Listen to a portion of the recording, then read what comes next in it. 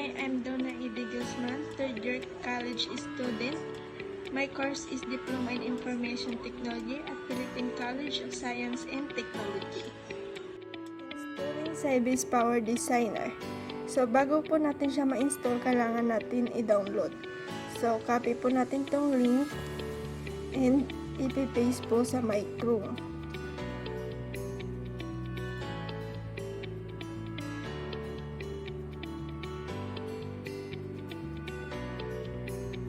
And then click the download. So pagkatapos natin i-download, puntahan po natin tapos i-extract po natin.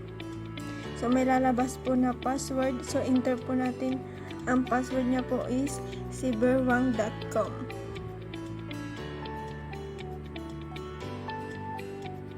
And then okay. So mag-i-extract na po siya. Hintayin lang po natin hanggang matapos.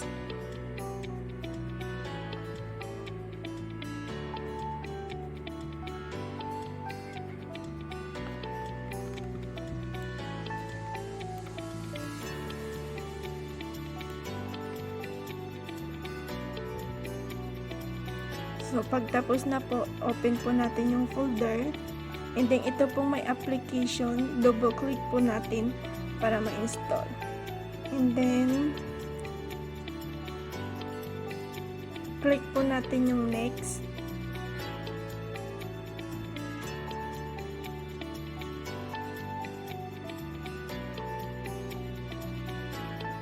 And then, please select the location. So, wala po dito. Kaya ang isi-select po natin is other location. And then, I agree. And then, next. Tapos, next po.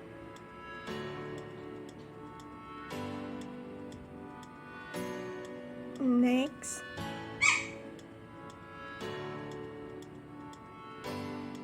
And then, check po natin tong general at itong notation. And then, next. And then, next. Next. So, yun po.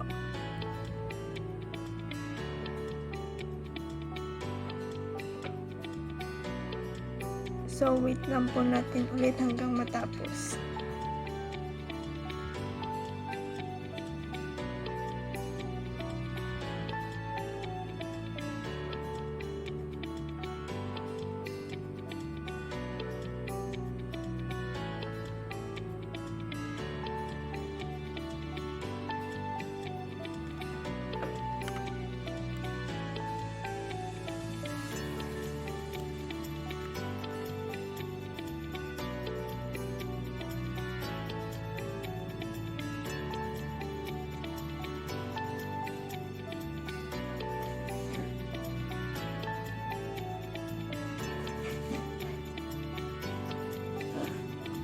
So, install na po. And then, click finish.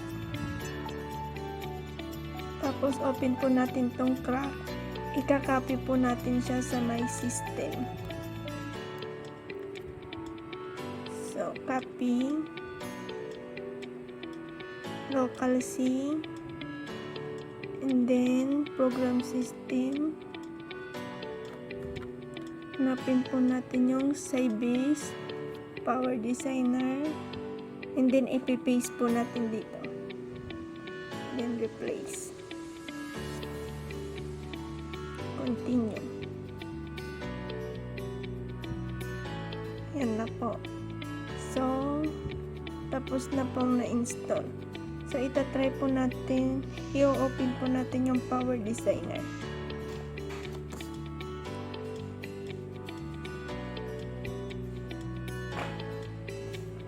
Open.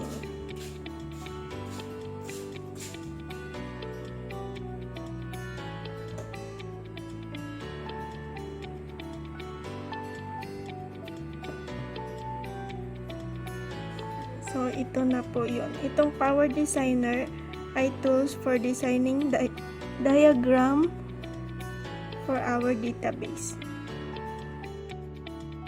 Next, installing MySQL. So, ida-download po natin ulit. Search po natin sa Google, MySQL download. Click po natin ito. Then, ito na po siya. So, under selecting operating system, select po natin yung Microsoft. Sa version naman po, makikita po natin sa setting natin kung anong OS po. So, ayan po, yung system type, 64-bit operating system. So, yan na po natin itong 64. And then, go to download page. And then, ito po, i-select po natin yung ikalawa. So, no need to log in or sign up. Just click no thanks. Just start my download. So, hintayin po natin matapos ma-download.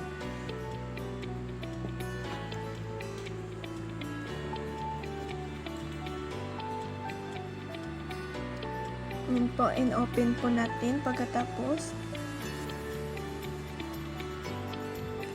And then, right-click. And install.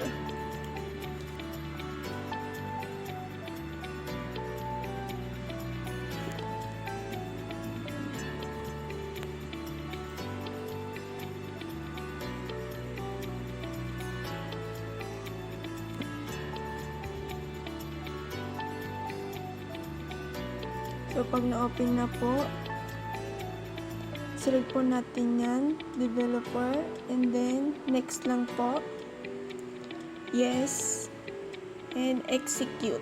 So, wait po natin siyang ma-install lahat.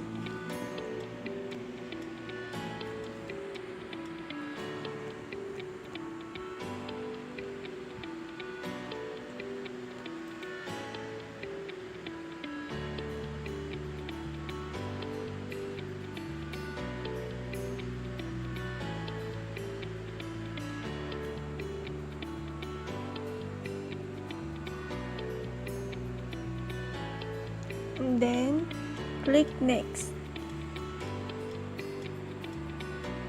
Next. Next.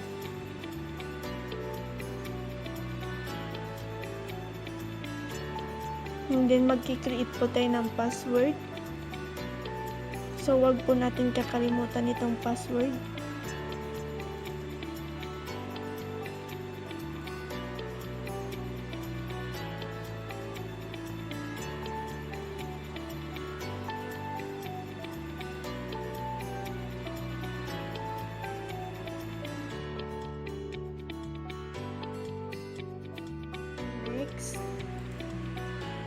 Next, and then execute.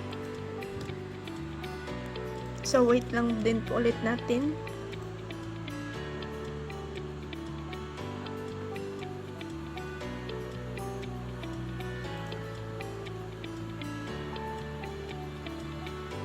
And then, click po natin yung finish. And then, next po ulit. And finish. Next. Then, enter po natin yung password natin kanina.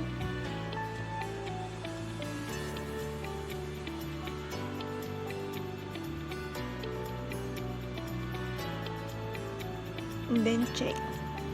So, yun po. Next po natin ulit. Execute.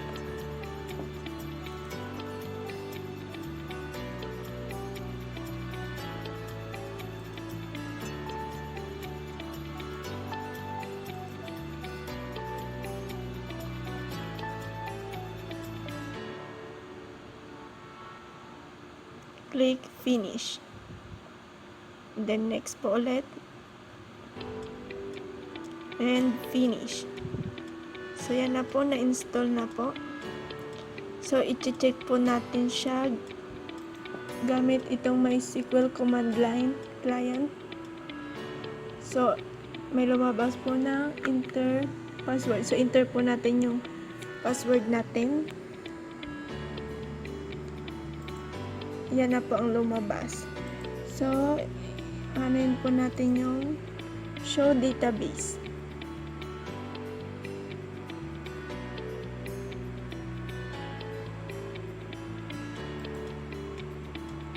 Enter.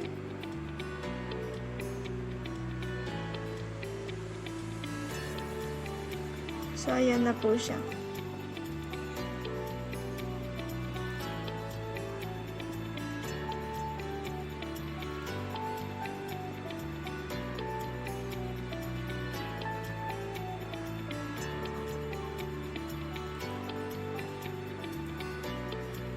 So, export natin to.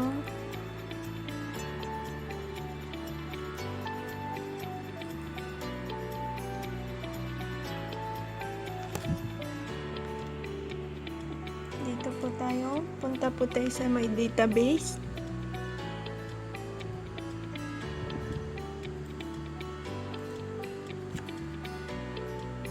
And then, connect.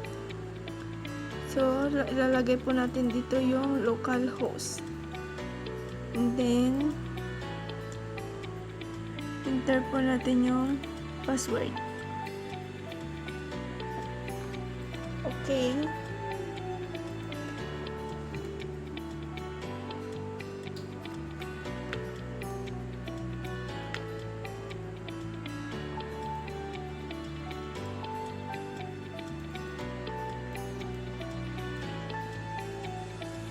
Yun po, umokay na po.